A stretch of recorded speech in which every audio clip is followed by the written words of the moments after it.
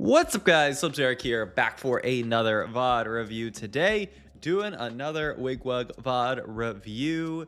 We start off here with a 2-star, 1 cost. So, boom, already a Poppy 2 to start the game with. And we are in, it was Yasuo plus Evelyn are our gods.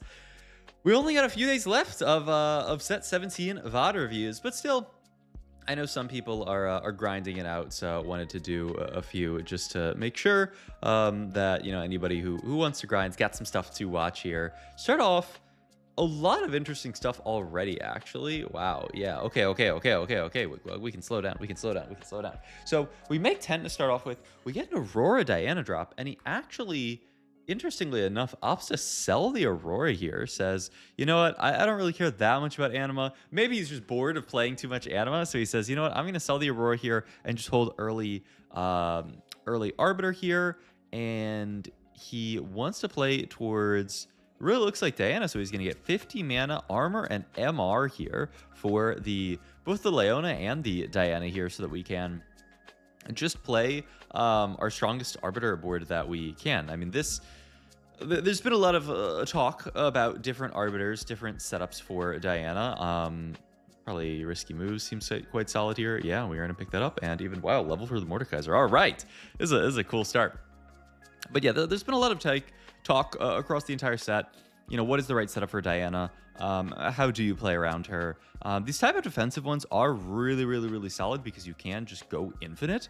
You know, get a cast or two off on Diana. She starts to have a ton of resists. She's getting shields, especially if you build a BT on her or any kind of healing item in general. She can just straight up go infinite, make it basically impossible for her to be killed. And so I think that is what Wigwugg is going for here. Also, I don't know why. I feel like my cam, oh, you know what it is, I think the size of my camera in my VOD review scene is slightly different from my stream scene, which, whatever, I'll fix that. But yeah, I mean, at this point, this is our idea. We are going to play a Diana reroll game. What I will say, I think I mentioned this a few games ago when we did the Anima VOD review, is that there are a lot of different versions of this line specifically, even Diana reroll. You know, there is not a one specific like default of like, okay, you always play this when you play Diana reroll. I mean, some versions don't even play Arbiter. You know, if you're playing more towards the like MF and Urgot version, then you're not even playing 2 Arbiter. This version, well, it's actually pretty easy to get 3 Arbiter in, especially we do find Zoe here. So I imagine that is going to be, yep, fielded. I think you could probably hold it for now and then level for it next round. It's a really great in here. Yeah, this is the only slot you could play it in, but I think Challenger is actually quite important. So, yep, we're going to hold on to it. I hope that we can win this fight, that we are fighting level 5 2-star 2 cost here, so I think this is going to be a loss. We're going to have to decide, do we want to hold on to Leona here and spend a gold to hold on to it, or do we either just make 20 gold here? A little surprised, but yeah, I mean, we're just all in on this idea that we are playing towards the Arbiter reroll, and so we're going to hold on to Leona, and we do get Cosmic Hex, which I think is another reason why we were so excited to take armor and MR for Wigwugg, because we knew it's Yasuo as one of our gods. There's a decent shot that we are going to get Cosmic Hex here. And this opens up, I mean, an insanely tanky Leona, Diana, you know, late game. We can maybe even give her some extra HP to play with, but honestly, main idea is just we're going to get a ton of extra HP onto the Leona. Every cast she's getting armor and MR, and once again, talking about kind of like going infinite, this Leona can go absolutely crazy. Pick another bow on Carousel here so that we can get towards Diana's BIS. This allows us to build stuff like Winsu Titans, and we are going to lose our second fight in a row here. I mean, I think our board's honestly fine. I'm kind of surprised we lost so hard, but I think we're just fighting strong boards, right? The board that we fought on 2-3 was very strong. This last board that we fought was another pretty strong level 5 board. So I guess it makes sense that you're gonna lose a bit. He is gonna start team planning. The idea being Aatrox Orin here, get some extra traits in. He's gonna play Nunu Rost. Huh. It's an interesting version of the board. So the idea is we are going to sit on this setup for a while, and yeah, he is going to sell off the Zoe here, just saying, you know what, I'm not actually going to play Zoe in the late game version of this board. I am just going to play Leona, and I'm just going to play Diana. It is kind of a pain to reach some of these units 3-starred, I will say. Leona, you know, if we're not rolling at lower levels, it's going to be quite hard to find it 3-starred. And then, you know, Diana, we can certainly roll for. But, you know, once again, it's like there's no 1-cost and 3-cost reroll tends to be really, really difficult, I will say. Just because, you know, the level... You can roll on level 5 for 1 and 2 costs, or even level 4. You can roll on 6 for 2 costs and 1 cost, but to roll for 3 costs, you really need to push level 7, and at that point, it's quite difficult to find 1 cost. So I'm curious to see how Wigwugg manages to get to, hopefully, this Leona 3 and the Diana 3. It's going to be a little tough. What I will say is the items working out amazingly here. We do get the Gwinsu and the Titans here, so this is fantastic for us, and we can just go into our next augment here. Certainly, forward thinking sounds very, very, very sus in a spot like this. We're already getting so much gold, and we're already pretty low. Plot armor sounds okay. We're already getting the free armor Namar from it, so I'm not that hyped for it. I mean, is it ever a side effect? Sounds... I guess we don't have that much healing on the board. We're just getting it for the specific healing itself. But yeah, it is going to be side effects here. Just saying, yeah, I mean, once we reach like BT, which I hope is going to be a less Diana item, that will be a lot of extra healing. And 2, this is just some straight up healing onto our board here, and it's another axis to scale on. As usual, one of the best things that you can do in TFT is find multiple axes to scale your units on, and that's what we have in this spot here. Is we have a bunch of armor MR, a bunch of extra HP, and so healing, boom, that's another multiplicative axis, which is going to make our board just that much tankier. So that is the idea.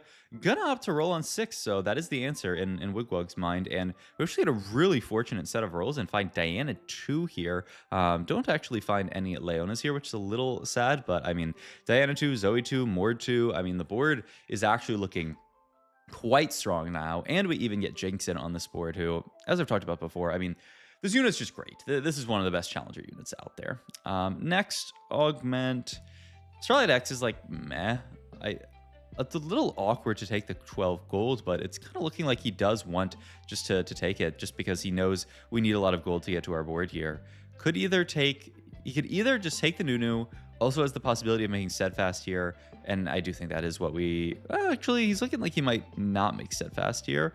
I mean, I do think it's a decent enough slam. It does mean that you lose the ability to make gargoyles, which, even though we have all this extra armor Mar, is still a very good item with all the extra HP, extra healing that we're going on here. Yeah, he is okay. Gonna make the Steadfast. Doesn't want to greed for any specific item. Says, you know what, this item's good enough. It's a tank item. That's all we really need to worry too much about. And yeah, this is gonna be the setup here. You can see Leona lasts so long now. The Diana is scaling up here. One of the other really nice things with this setup here is Leona gets to tank, get some armor Mar, be really tanky, and then she has tanked for the Diana, who by the time Diana starts taking aggro, she's already scaled up her armor Mar, so she is really tanky. So it's a nice setup where you go for this duo tank setup. I know when you play this line, you do really want a good duo tank because for this exact reason, right? You want to give Diana some time to scale up the Gwinsu, scale up the Titans, scale up the Arbiter, and then you can have her kind of go off in the second half of the fight.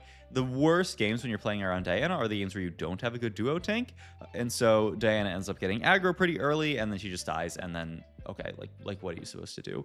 So that is the idea. 6 Leonas is also the idea, but we are still going to continue to roll on level 6 here, because I mean, we want to find Leona 3 here. It's also looks like Wigwugg is staying open to the possibility of picking up a Zoe 3.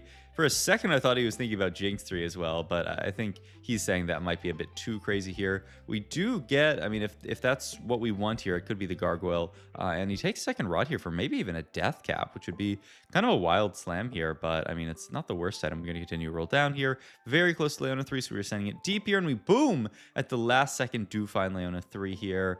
Yeah, the downside of Death Cap is we're just no healing item onto the Diana. He might be looking at Gunblade as well. Gunblade into like Morello would be really nice as well. So that could be a very realistic double slam. We just need to get there. And man, we'd really like to get to our last item on this Diana, because I mean, we're not far off Diana 3, actually, surprisingly.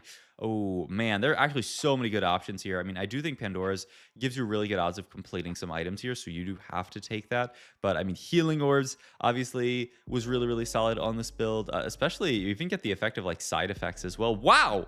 Okay, that's a Diana 3 just out of nowhere. So that is gonna go onto the board. And he's considering the Morello Slam. Wow, just one more roll for good measure, and we pick up more 3. Okay, so the level 6 Diana 3, he is gonna hold on to that rod there with the idea of Gunblade. It may be that Gunblade is the best tank item or best healing item that you can build on this setup. I know BT and the statistics looks really, really good, but when you already have this Giga Tank in the Leona and she's getting tankier and tankier every single cast, it makes a lot of sense actually that you would just build a Gunblade and heal her up, and actually like the healing going towards Leona is going to be a lot more relevant than the healing going towards Diana in the early fights while Leona is still alive here. So I like this idea a lot. Just go for the Gunblade here. Obviously, the Morello, it's on Diana right now just for stats. Eventually, that's going to move over to Zoe because Zoe is just such a good holder of these type of items.